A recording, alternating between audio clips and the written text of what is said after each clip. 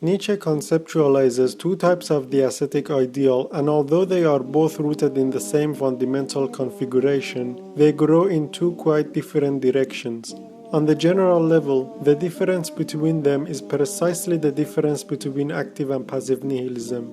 The core of the difference between these two types of nihilism is best expressed in what Nietzsche articulates as the difference between willing nothingness and not willing.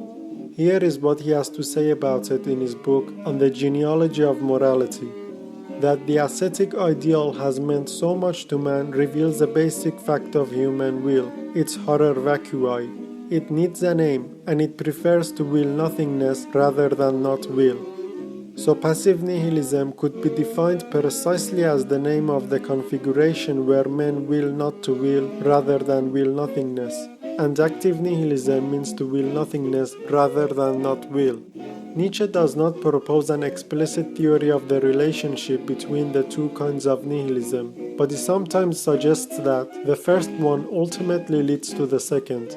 That is to say, active nihilism becomes passive when it exhausts itself, but he usually treats them as a couple. In this perspective, passive nihilism is more a response or a reaction to active nihilism, and not so much a result of the inner logic of the latter. The problem of passive nihilism does not by any means consist in the fact that there is nothing everywhere, that there is nothing all around us.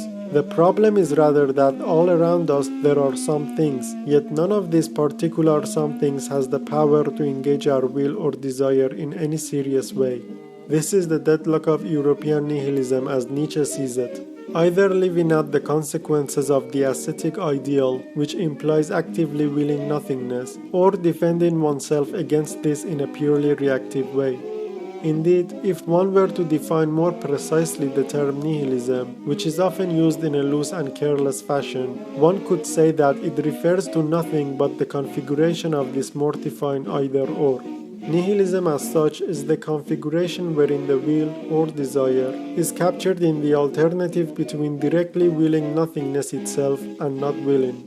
In this sense, nihilism is not a general category that then falls into active and passive nihilism. It refers to the very tension spanning the space between these alternatives.